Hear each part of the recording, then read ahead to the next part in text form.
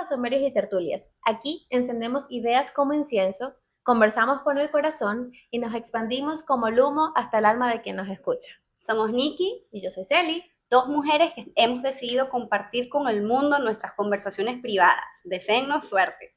Sí, señor. Gracias por escucharnos y queremos practicar la reflexión con nuestros oyentes para acompañarnos en todo esto, lo que es el crecimiento espiritual.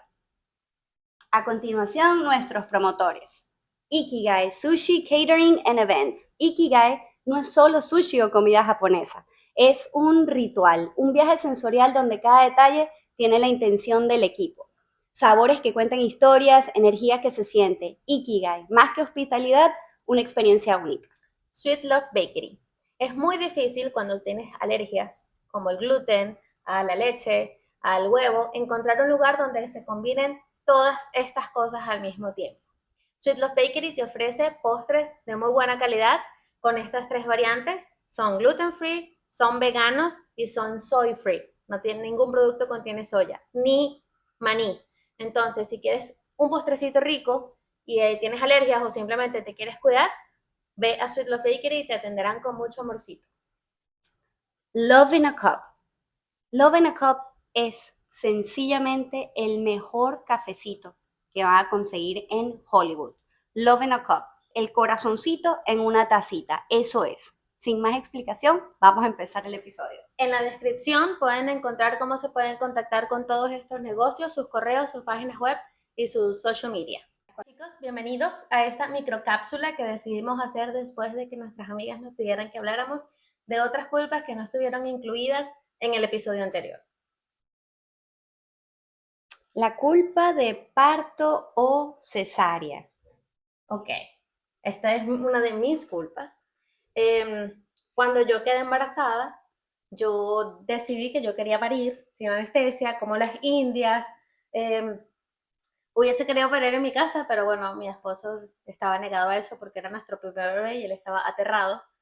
Y bueno, por cosas médicas, fui al médico, me dejaron en el hospital y todo lo que yo no quería me pasó. Me pasó la anestesia, me pasó la cesárea, todo lo que yo no quería me pasó y por muchísimo tiempo, porque bueno, porque yo cuando hice el curso vivía llenándome de información de los beneficios de parir, por la recuperación, por las bacterias que le pasas a los bebés, por temas emocionales, ancestrales, vidas pasadas, herencias kármicas, todo eso. Y yo quería parir para que, bueno, para que Alian tuviese una hermosa introducción al mundo. Y bueno, cuento largo, corto, me mandaron a una cesárea de emergencia después de 30 horas de trabajo de parto. Y nada, me hicieron cesárea. Fue todo muy atravesado porque, bueno, los médicos estaban hablando entre ellos, no nos dijeron nada. Prácticamente yo me enteré que me iban a hacer cesárea cuando iba camino al quirófano. Y eso para mí fue devastador. Yo duré un año llorando sin parar por eso. No podía ni siquiera hablar de este tema. Yo hablaba de este tema y se me quebraba la voz y todo. O sea, era terrible. Al punto que duró un año haciendo terapia para poder sanar esta herida. Porque yo no me sentía suficientemente mamá por no haber parido. Hasta que, bueno, lo acepté y bueno, cada quien nace como tiene que nacer. Yo nací por cesárea, nací un mes antes, de vaina mató a mi mamá también porque se desprendió la placenta, se desangró, o sea, fue todo un temazo. Y bueno, yo no quería que me pasara lo mismo, pero bueno, básicamente me pasó lo mismo. No, no tan trágico, pero pasó lo mismo y pasé mucho tiempo sintiendo mucha culpa por eso. Fue muy duro, muy duro. Y eso me llevó a también obligarme, o sea, yo quería dar teta, pero eso también me ayudó a obligarme, porque era durísima conmigo misma. Yo decía, bueno, si no logré como mujer parir, voy a lograr por lo menos amamantar. Así era el trato que yo me daba en ese momento. Y bueno, fue muy duro hasta que lo pude sanar y hasta que lo pude hablar y lo tuve que hablar 1000 veces para que esto no me afectara. Y ahí empezó una gran culpa materna durante los primeros meses de Liam porque fue muy duro para mí ese proceso de yo prepararme para parir y no lograrlo. ¿Y cómo, con quién conversabas sobre esto para poder neutralizar esa culpa? Al principio con Arames, que era la persona que estaba al lado de mí, pero obviamente los hombres no. No, no lo hablaste en terapia. Sí, por supuesto. O ¿Y sea, qué te... cuando Lian tenía como 3 meses, Garami me dijo como, oye, yo creo que tú deberías de buscar ayuda para hablar de esto porque lógicamente no está siendo fácil para ti esta situación y te estás dando látigo. Y tuve que hacer 1 millón de meditaciones, cartas, o sea, un montón de cosas que le agradezco a Ana, en ese momento mi terapeuta era Ana, y le agradezco a Ana todo su apoyo porque me hablaba desde la empatía y una de las cosas que me decía en todas las meditaciones que hicimos con respecto a eso era que, bueno, primero que el parto no define qué tipo de mamá eres, ¿no? Y segundo que al final lo que importa es el amor que tú le dejas a tus bebés. Al final del día lo que importa es la presencia que tú le dejas a tus bebés. No es tan importante ni cómo nacen ni cómo se alimentan, lo importante es que tú los ames y ellos se sientan amados. No hay escrito en piedra que tú eres mejor mamá porque pariste, ni porque diste teta, ni no hay nada 100% validado de que una cosa o la otra sea un error. Entonces Ana me decía como, ajá, ¿cómo en Venezuela la gente escoge tener cesárea? ¿Tú crees que esa gente que escoge tener cesárea se siente como tú? Que fracasaste. Y obviamente después de muchas terapias llegamos a la conclusión que el ego me estaba matando. Que no era que no pude tener a mi hijo por parto al final del día, era que no logré lo que tanto estudié. Como que no logré mi objetivo y eso me tenía muy frustrada. Pero era más allá del amor que yo sentía por Lina, porque ella me decía, ¿tú quieres a tu hijo menos porque tuviste cesárea? Y yo, no. Y ella, ¿Y qué dicen de, saliéndonos un poquito del tema, pero más o menos lo mismo, qué dicen de cómo afecta la vida o la personalidad del bebé, la entrada de ellos en este mundo? bueno, dicen que si tú naces sentado, si naces primero con los pies que con la cabeza, todo eso determina qué tan difícil va a ser tu vida. O sea, que tu vida en muchos puntos va a tener como algo que te bloquea kármicamente. ¿Y tú crees que esa información es lo que a las mujeres les aumenta la culpabilidad? Yo creo que es la hiperinformación. Sí es. Es la hiperinformación, porque si tú lo lees, porque esto es lo que pasaba, yo leía eso, pero yo no era que leía eso y lo pasaba, yo leía eso y me quedaba pegada en ese tema y buscaba libros y me leía libros y buscaba podcasts y me escuchaba podcasts de ese tema, y obviamente cuando tú te metes al 100 en un tema, cuando tú no lo logras, tú dices como, o sea, si yo hice todo. Aquí hay dos extremos diferentes, porque yo siento culpa de cómo llegó Jack a este mundo, pero fue porque no me informé en lo más mínimo, ¿sabes? No averigüé, lo único que yo dije fue, bueno, parir es natural y el cuerpo va a saber parir. Y por ese Que pensamiento, ese pensamiento también me jodía, porque yo decía, ah, entonces, no, la mujer defectuosa, la que no es natural, la que no lo logró. claro. Pero bueno, yo no, yo también estaba muy deprimida en mi primera barriga y no quise leer nada y me fui así mismo al hospital y llegué sin contracciones bueno, yo parí, pero parí habiendo intentado, no sé, el pitocin, lo que te induce el parto y bueno, fue tremendo porque ni con toda la medicación ni con la epidural logré que eso fuera un parto amable. Más bien creo que todo fue, o sea, fue estrepitoso así y de alguna manera cuando veo a Jack, cómo es él, su personalidad, digo, o sea, digo, tendrá esto relación con cómo lo traje al mundo y bueno, eso tiene que ver con con la culpa por estas cosas, ya sea por información o por desinformación. Sí. Otra cosa que me daba muchísima culpa embarazada era que, bueno, primero, o sea, primero empezando porque todo el mundo me decía que me iba a quedar muy gorda y que parara de comer, ¿no? Entonces el tema de mi alimentación durante el embarazo para mí era todo un tema. Primero porque, coño, a las embarazadas le da mucha hambre. Uno tiene hambre un montón de tiempo.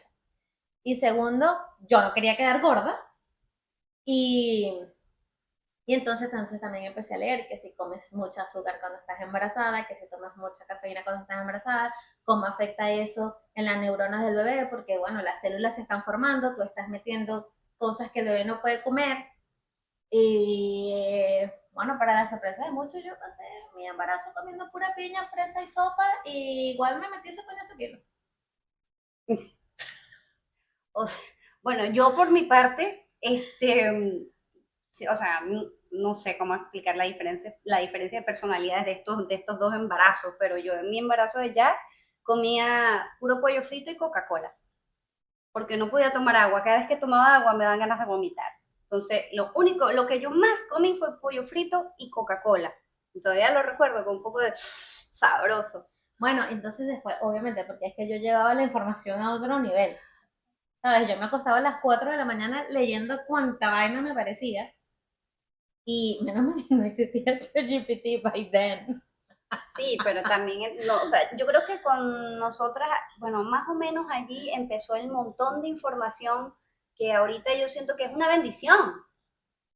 Sí, es una bendición, pero tienes que saber usarla. Porque también si te obsesionas con el tema, o sea, como todos los extremos son dañinos. Si no sabes nada, coño, ahí está la información, pero también si te sobreinformas y agarras la información para autoflagelarte, tampoco, Claro, tampoco ayuda. en mi lado yo no estaba nada informada de cómo parir, ni de qué comer, nada, o sea, no me importaba nada de eso porque sentía como que el cuerpo sabe lo que Bueno, pero hace. es que es tan loco que yo me informé tanto. O sea, yo tengo en mi biblioteca no sé cuántos libros de recién nacidos, de embarazadas, de lactancia, de procesos obstetrícicos, de la obstetricia, o sea, lo que era mala praxis de obstetricia. Yo me leí una cantidad de cosas absurdas embarazada, porque aparte estábamos en pandemia, teníamos mucho tiempo.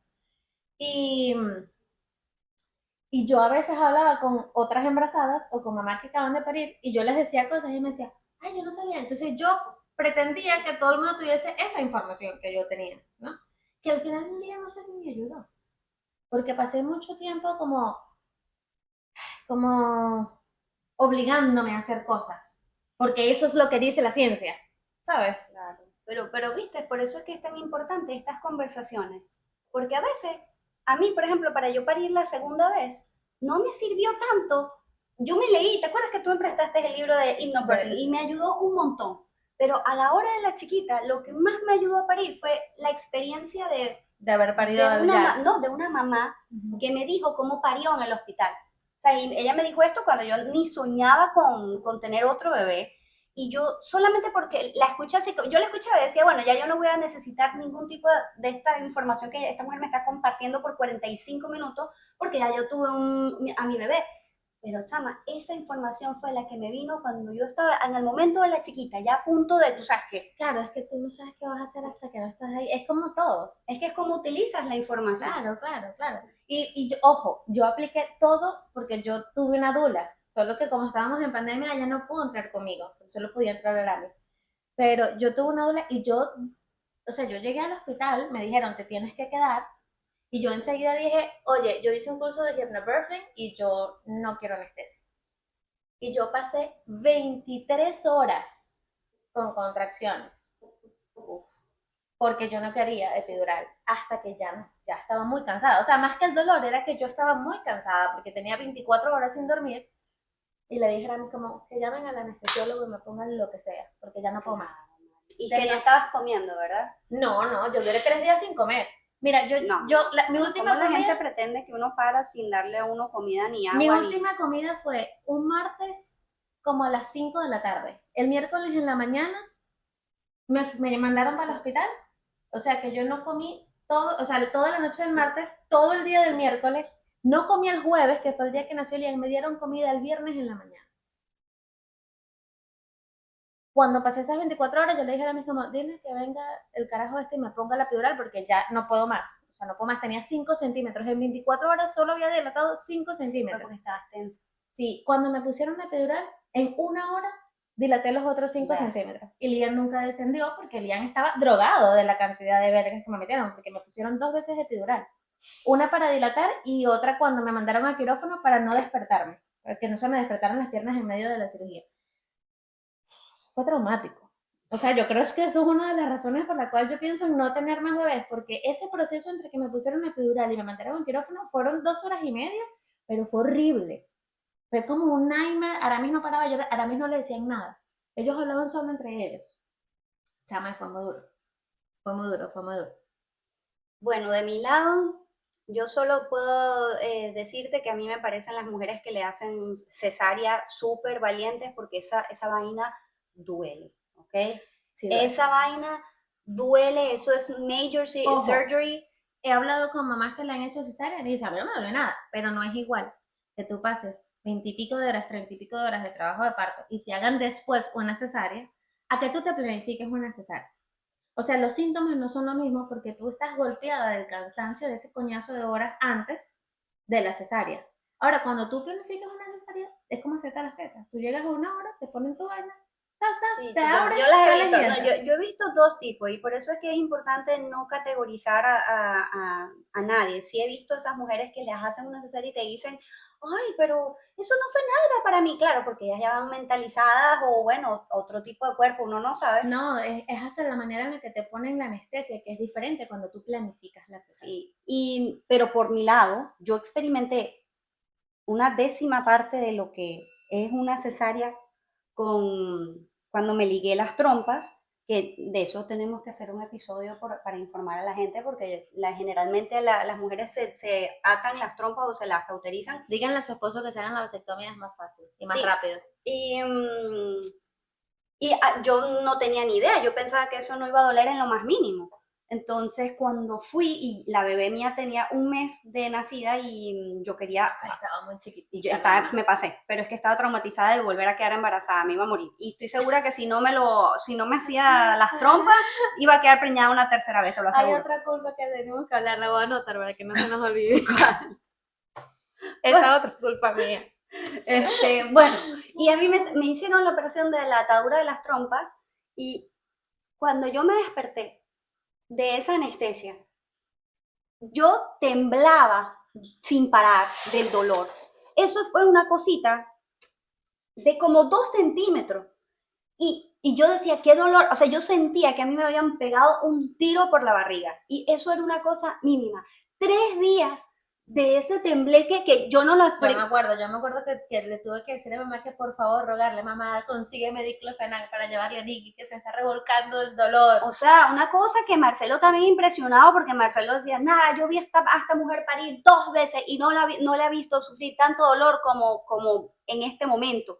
Y yo quedé, la recuperación de eso yo dije, esto una cesárea debe ser, o sea, hacerte la cesárea, que la cesárea es una cosa como así, para sacar al niño, y después, no solamente eso, que tienes a la cesárea aquí y tienes que amamantar al carajito, yo pienso que las mujeres que se hacen cesárea son hasta más valientes que las que paren. ¿Por qué? Porque las que paren, que es mi caso, yo jamás, o sea, está bien, pasas una odisea con el parto, pero después, para mí fue nada. Yo me acuerdo que el día que fuimos a llevar a los pequeños allá, que tú llegaste del hospital, Cristina me vio cuando yo llegué del hospital a la casa. Horrible. Y ella, o sea, ella se compadeció de mí horriblemente porque me decía que yo parecía una zombie. O sea, que que era alguien que caminaba así, que no podía ni pararse erguida, que era horrible. O sea, yo me sentía horrible. Me imagino que se me veían los demás. Yo he visto varios así doblados con esa cesárea. Sí, sí. Y después, cuando fuimos a llevarle a los pequeños allá, después que nació Luana,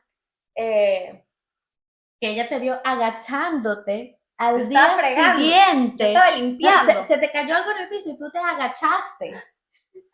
Yo me acuerdo porque ella llegó, yo tenía el pañal ese. Al día siguiente de haber parido, y Cristina me dijo, oh my God, tú no estabas así cuando pariste. Y yo, de bola que no, pues yo tenía una raja así en mi cuerpo que yo sentía que así me abría en cualquier momento. Claro, en mi caso mi primera culpa fue porque no me informé con cómo parir, porque subestimé. Cuando Jack. Sí, con Jack. No me informé para nada porque pensé que lo podía hacer natural y después me informé y qué diferencia, pude parir como yo quería, como todo y todavía aún así, bueno, esto lo conversaremos en otra oportunidad con más profundidad de cómo es ir al hospital y cómo te tienes que preparar, porque aunque me preparé para parir de nuevo, ya era mi segundo round, en el hospital fue tanto poco apoyo que estaba recibiendo de las enfermeras, que casi, sin necesitarlo, porque ya yo estaba 5 centímetros dilatada cuando llegué al hospital, casi me pongo el pitocino otra vez solo para irme más rápido, ya yo sabiendo todo, y fue gracias a una señora que como quisiera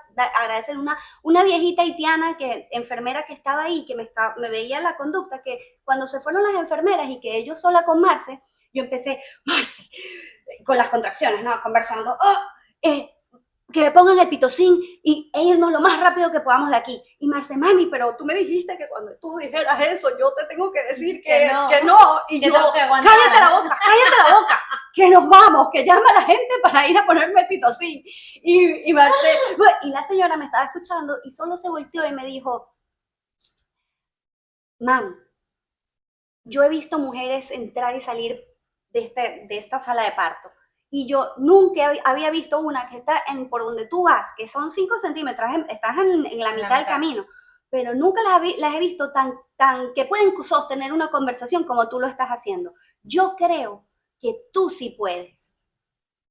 Es que solo hace falta alguien que crea en ti. Solamente ella me dijo eso y yo me callé la boca y ya no dije más nada. Claro, siempre hace falta alguien que crea en ti, porque yo me acuerdo que cuando yo tenía esos 5 centímetros, que ya no soportaba el dolor, porque a mí me indujeron, y cuando te inducen igual las contracciones son una locura. Sí.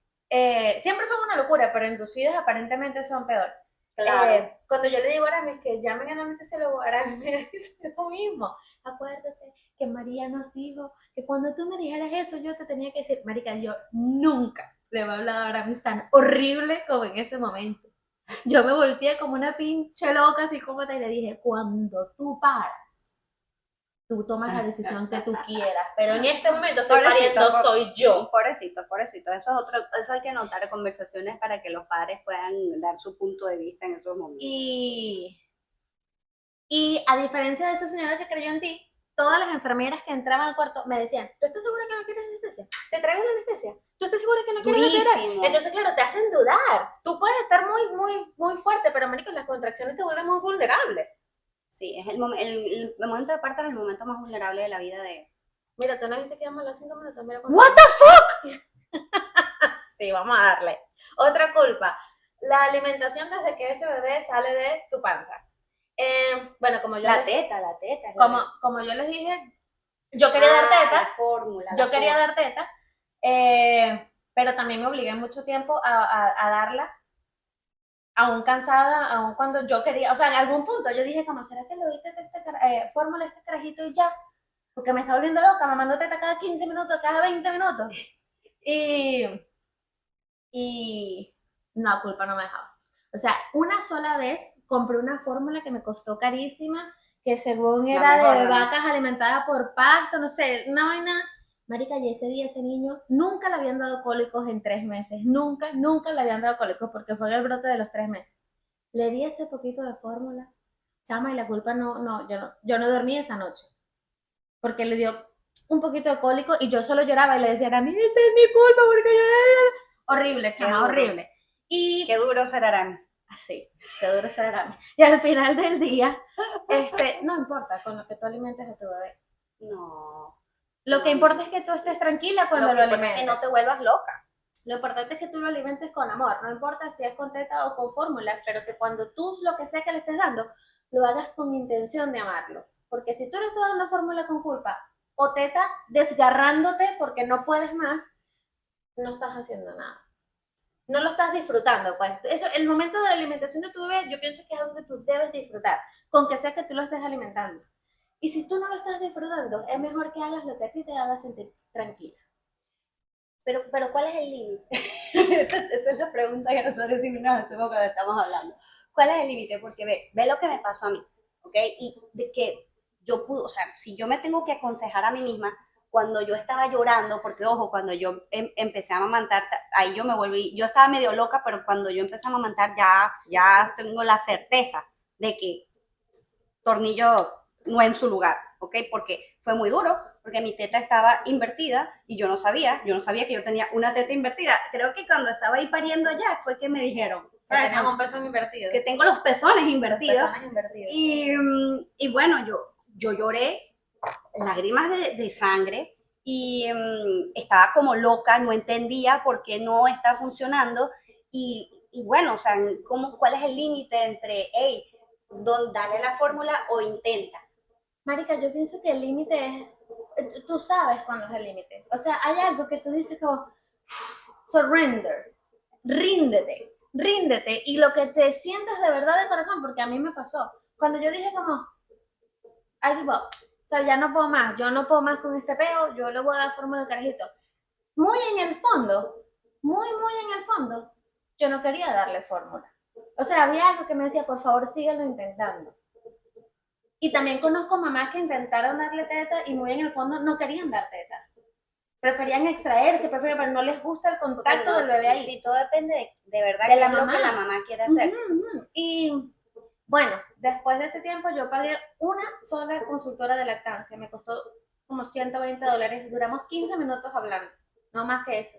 Y ella me dijo, todo lo que estás pasando es que estás agarrando el cuello mal al bebé. Ponte el cuello aquí, santo remedio.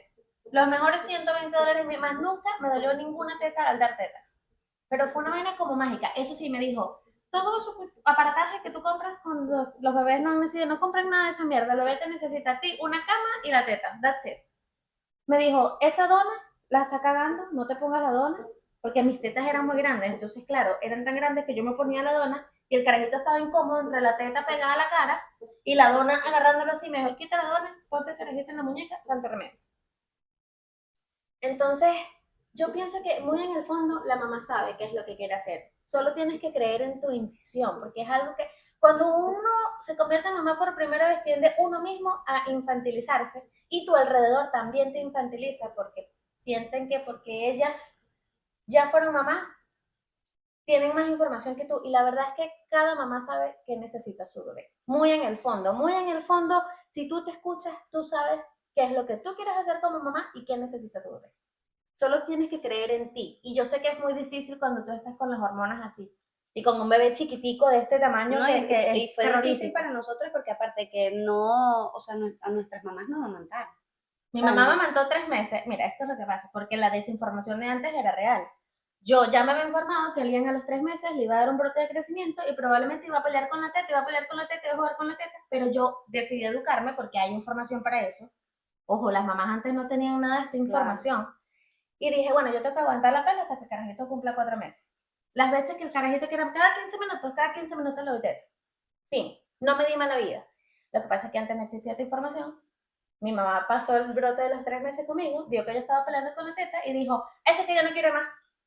Y me dio fórmula. Entonces la mamá, por eso es que las mamás decían antes, no, este bebé dejó la teta a los 3 meses solo. O sea, yo pienso que cuando uno está en esa situación es duro estar en una situación vulnerable y también hay que ser humilde. O sea, hay que estar en un balance que puede ser más duro para ti porque aparte que estás en este asunto, tienes las hormonas disparadas y hay mucha gente picoteándote consejos, entonces hay un torrente que no puedes callar. Claro, pero fíjate cuando estás informada que mucha gente que me preguntaba durante ese proceso de los primeros meses con la teta, y yo me quejaba porque, bueno, porque las mamás tienen derecho a quejarse, me decían, bueno, pero dale fórmula ya. Pero ahí sí no funcionó lo de la anestesia.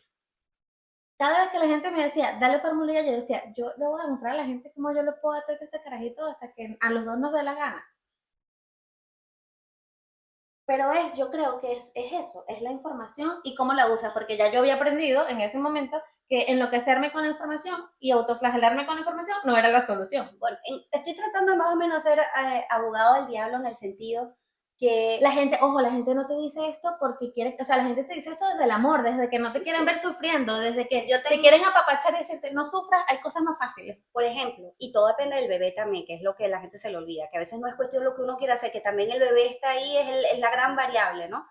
Pero yo tenía una buena amiga que Sigue hablando, sigue hablando. Cuando yo tuve a Jack, ella me decía, ella llegó a la casa con fórmula, con el tetero, porque ya sabía que yo había, o sea, que eso no era una posibilidad allí. Y la caraja llegó y empezó, saca.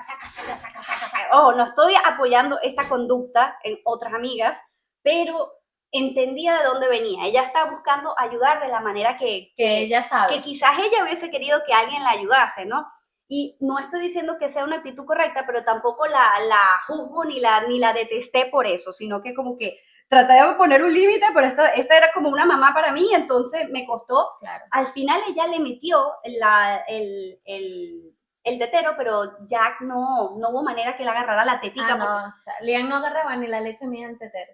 Claro, entonces él, o sea, al final no pasó nada porque ya, o sea, yo quería experimentar, era porque, claro, yo estoy con las tetas todas cuarteadas y yo estoy como que débil, como estoy vulnerable y estoy como que, bueno, y si agarra la fórmula quizás puedo dormir 15 minutos. O sea, estaba muy, muy débil en ese momento, pero después cuando tuve mi segunda, dije, hey, voy a agarrar un poquito de todo, porque cuando el río suena es porque piedras traes, y yo entendí por dónde ella venía. Ella me decía que le metiera el tetero rápido a Jack para que él lo quisiera agarrar, y no, después que ya crecen ya no les importa un coño la teta del tetero, y bueno, Claro, me pasó. que ahí va tu objetivo también lo que tú quieras hacer. Ajá. Porque eso es las consultoras de lactancia lo que te dicen es que si tú quieres dar teta, nunca le metas los primeros 3 meses ni tetero ni chupón. Yo tenía ese nivel de información porque con la teta fue lo único que yo me informé. Pero cuando tuve la segunda, y ya yo misma fui, no con fórmula, pero sí con el tetero, con mi leche materna, y toma el papá y toma la carajita. ¿Sabes? Que fue una cosa que no se me ocurrió nunca hacer como mamá primeriza, pero dije, con el segundo. Claro, marica, pero es que cuando tú tienes 2, tú tienes que encargarte de un bebé y de tu otro hijo, porque es que no es que tu otro hijo lo das en adopción mientras la bebecita crece, es que están los 2 al mismo tiempo. Claro. Y hay que buscar diversificar el tiempo y pedir ayuda, marica, porque con 2 no es igual que con 1. Sí, pero tiene que ver con, de verdad, con qué quiere ser la mamá, y de pana, que si la mamá está partiendo desde la comparadera, desde lo que está viendo por redes sociales, desde lo que hizo su amiga, desde lo que hizo Rihanna, no hace... me ayudó a mí con el tema del amamantado, de no rendirme, fue que mi sobrina me amamantó solo 4 años. Bueno, y yo decía, bueno, si mi hermana lo logró, yo también lo puedo lograr. Sí, o sea, es bueno tener referencias de qué tú quieres hacer, pero entender que hay una flexibilidad que está fuera de tus manos, ¿ok? Balance. Sí. Balance. Obsesionarte no te lleva a nada bueno. Ok, lista la culpa de la teta, vamos con las emociones durante el embarazo. Eso a mí solo me duró una semana esa culpa, pero yo duré una semana llorando sin parar en el mueble, así, en posición fetal. No, me acuerdo que cuando me tocó decirle a mi jefe que estaba embarazada, para que empezáramos el trámite, porque cuando eso todavía no era pandemia, empezáramos con el trámite de cómo iba a ser el proceso, de cuándo me tenía que ir a reposo y todo eso. No, marica, no lo podía decir sin llorar. O sea, yo le decía, te tengo que decir algo. Y agarraba una bocanada de aire. Ok, estoy... y lloraba. O sea, yo no podía unir la palabra estoy embarazada sin irme en llanto. Hasta que un día Aramis preocupado me dice como, tú estás llorando de esta manera porque tú no quieres tener ese bebé. O sea, ¿qué está pasando? ¿Por qué lloras de esa manera? Porque, ojo, tengamos un contexto. Yo tenía una persona que quería ser papá. Yo estaba con una persona que quería ser papá. Teníamos un apartamento, teníamos los 2 trabajos, teníamos estabilidad emocional y financiera, y yo estaba llorando como que si yo tenía 16 años y había quedado preñada. O sea, esa era mi concepción. Y yo, hasta que, de verdad, cuando Aramis me dijo eso, yo le dije, la verdad es que no, o sea, la verdad es que no estoy llorando porque no quiero tener el bebé. Y ahí entré como en sí y dije, bueno, yo ya tengo 26 años, voy por 27 años. Tengo un carajo que quiere tener un bebé conmigo. Estamos bien. ¿Por qué estoy llorando? ¿Qué huevona es esa? Y después que pasé ese trance, que acepté que estaba embarazada, empecé otra vez a informarme y decía, oye, dicen que cuando tú lloras mucho en el embarazo, todas esas emociones se sienten. Y me empezó un poquito de culpa, como que, coño, qué cagada que en los primeros minutos, en las primeras semanas en el vientre de mi hijo, yo no hice nada más que llorar porque me enteré que estaba embarazada. O sea, no fue un recibimiento de, ¡ah, qué emoción, estoy embarazada! Sino fue como, mierda, estoy embarazada. Así. Sí. Bueno, en mi lado yo lloré, yo pasé muy deprimida toda esa barriga. Entonces, cuando empiezas a leer esas cosas, que es lo que te pregunté ahorita, que como el parto, cómo vienen a... Si tú lees esas cosas, te puedes llenar de mucha culpa, pero ¿qué se hace con...? Pero es que son cosas que no puedes controlar. Claro, entonces yo estuve muy deprimida en la barriga de Jack. No salía de mi casa, o sea, Marcelo se iba a trabajar en la mañana, a las 10 de la mañana, y Marcelo ya regresaba a casi las 11 de la noche, y yo estaba en la misma cama así con los labios todos blancos, que ni agua había tomado, o sea, de lo deprimida que estuve en mi barriga y me daba culpa ver, porque obviamente si uno se compara Claro, marica, pero con es que otras mujeres que como están... tú también te enteraste que estaba embarazada, tampoco es que era Sí, yo una pera en dulce. sí, yo no, O sea, no fue el momento más yo no dulce tenía tampoco. intención para nada de tener un bebé. Yo cuando, o sea, yo me sorprendí que lo decidí tener. Yo, eso fue una cosa de Dios, que yo haya decidido tener a Jack. Pero, como te digo, no me siento acosada. Incluso tú, como tuvimos un estudio numerológico, ¿okay? En ese estudio numerológico, lo primero que me dijo esa señora fue, si tú sientes alguna inseguridad por cómo tú te sentías, porque ella pudo ver en lo que sea que ven ellos, que yo tuve un embarazo como que estaba muy deprimida en ese embarazo, era verdad. Ella me dijo, no te preocupes porque nada de eso importa, nada de eso le va a afectar a él, nada de eso, él estaba como en una burbuja de eso. Y yo dije, oh, qué suerte. Lo que pasa es que cuando uno se informa de esa manera, uno piensa que ya, le escribiste el destino del carajito y así va a ser porque así lo dice. Y la verdad es que no, marica, obviamente, si tú pasaste así, después cuando el niñito nació, pasaste los primeros meses deprimida y después vas a tratar mal al carajito, bueno, claro, por supuesto, todo eso va a traer, pero si fue solo una trayectoria de la vida del niñito y después tú lo llenaste de regocijo, amor, felicidad y todo, es una pequeña parte. O sea, esos meses y esas semanas, la verdad, cuando lo ves de, ponte que vivan, no sé, 80 años, es una microdécima parte de su vida. Y ahorita, bueno, no te digo que son culpas que me acusaron, pero sí, No, me sí, me sí. cruzaban por la cabeza y yo como que... Sobre todo cuando empecé a estudiar, cuando empecé a hacer las constelaciones familiares. ¡Wow! Sí, Yo decía, wow, yo tengo que hacer algo para que esta pobre criatura sea feliz, porque lo que te dicen es que no, o sea, hay muchas cosas que según la constelación, que tus ancestros te heredan, que tú no sabes, que bueno, que pueden hacerte la vida más difícil. Entonces yo decía, a ver, pero ¿cómo puedo hacer para hacerle la vida feliz más fácil a este niño?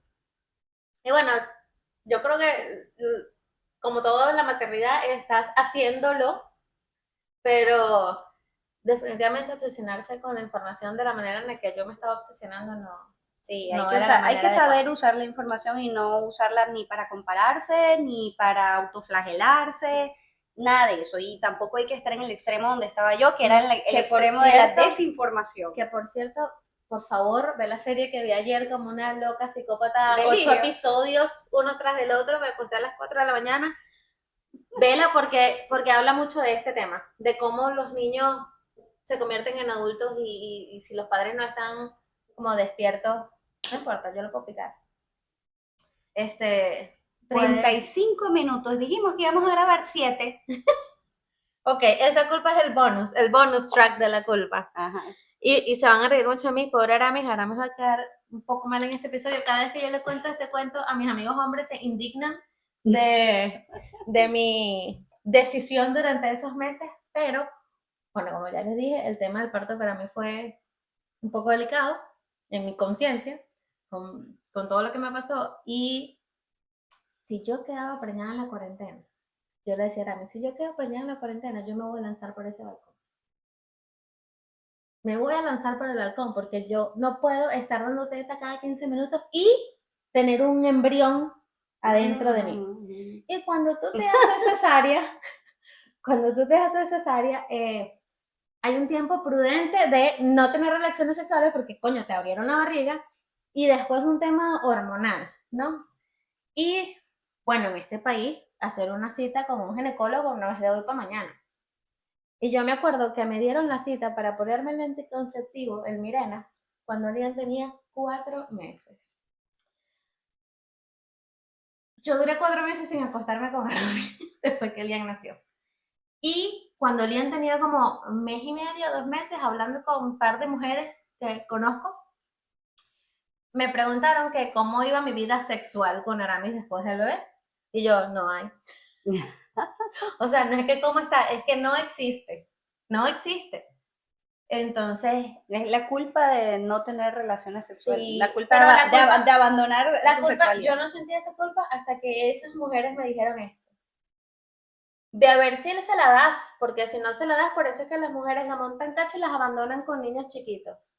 Eso me lo dijeron cuando yo estaba 2 meses de posparto. Y eso para mí fue devastador. O sea, es más, yo me ¿Quién fue? Una acuerdo, tía. no te puedo decir porque, no te puedo decir. Pero eso para mí fue como que si me agarraron el corazón y me lo espachurraron así, y me lo rompieron, porque de paso, a mí también me daba, o sea, como yo Fue tu estaba... mamá, ¿verdad? Fue tu mamá. No, no fue mi mamá. No, mi mamá jamás me diría eso. Okay, menos mal.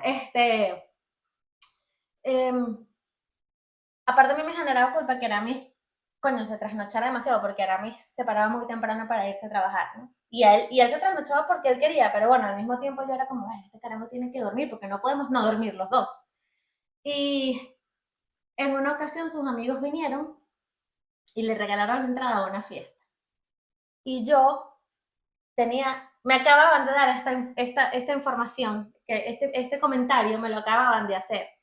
Y ese hombre, yo le dije como, bueno, sí, está bien, vete para la fiesta, porque coño, está bien, no nos podemos encerrar los dos, alguien tiene que esparcir su mente para no enloquecernos en esta casa. Red flag. Madre, pobre Aramis de nuevo.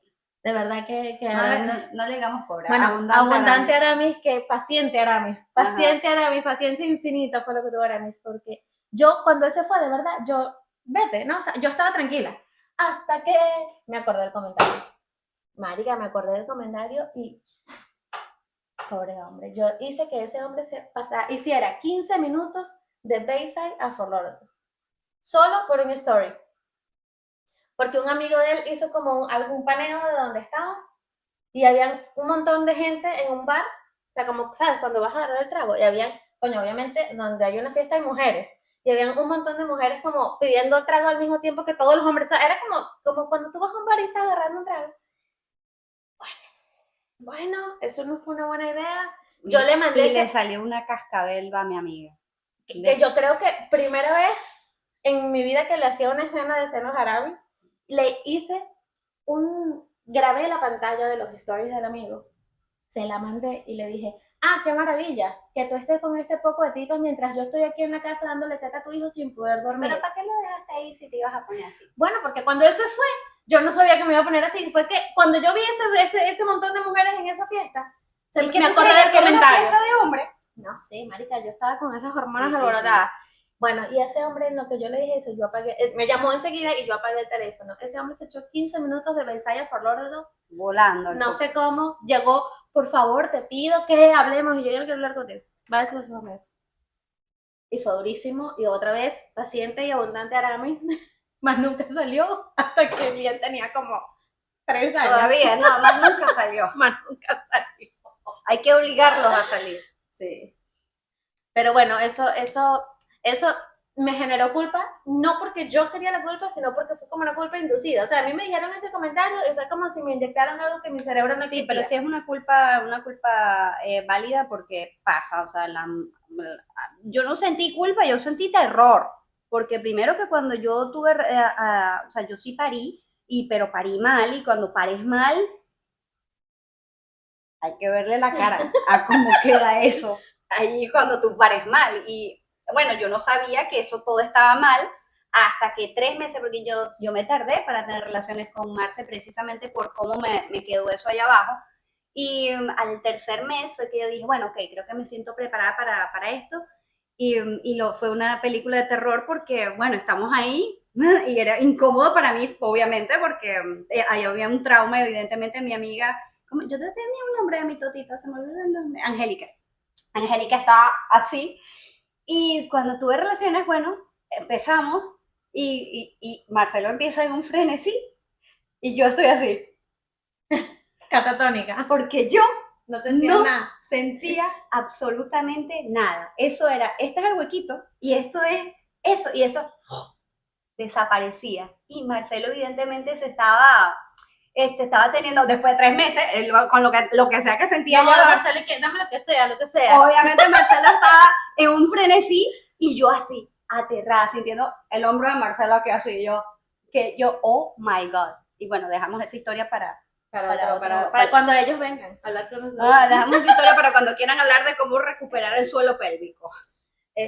Bueno, sí, esa culpa también Y después que me pusieron el Mirena, tampoco es que, ay, no, la más sexual, pero bueno. A mí no me dio tiempo, Pude- a mí no me dio culpa, a mí me dio fue, yo estaba como que, oh my God, Dios me está castigando. Eso A mí no me, eso sí es una a mí no me disculpa hasta que me hicieron ese comentario. Yo decía como, bueno, que se aguante, ¿sabes? Yo parí, yo tengo una raja, que él se aguante 4 meses, no pasa Yo nada. me dije, Dios me está castigando porque como andaba con la totita feliz, entonces viste, aquí está, no tiene sensación allá abajo bueno, pasó un año. Sí. Un año. Bueno, esta cápsula yo creo que van a ser 4 cápsulas que vamos a dividirlas porque se alargó muchísimo. Oh my God. Yo creo que este es el tercer episodio, Celi. ¿Lo ponemos por un episodio? No sé, porque ahora es mitad una cosa y mitad otra. Bueno, después veremos cómo editamos esto. Gracias por acompañarnos de nuevo. Nos vemos en el próximo capítulo o cápsula o lo que sea que hagamos. Por favor, síganos por nuestras redes sociales y si nos pueden dar un comentario de qué les parece, qué se puede mejorar, qué les interesa saber, estamos abiertas Sí, señor. En Instagram y en hacer TikTok comunidad. estamos como Saumerios y Tertulias. Apple Podcasts, Spotify y el link de YouTube está en nuestro bio de Instagram. Nos vemos en el próximo episodio y que tengan feliz día. Bye. Bye.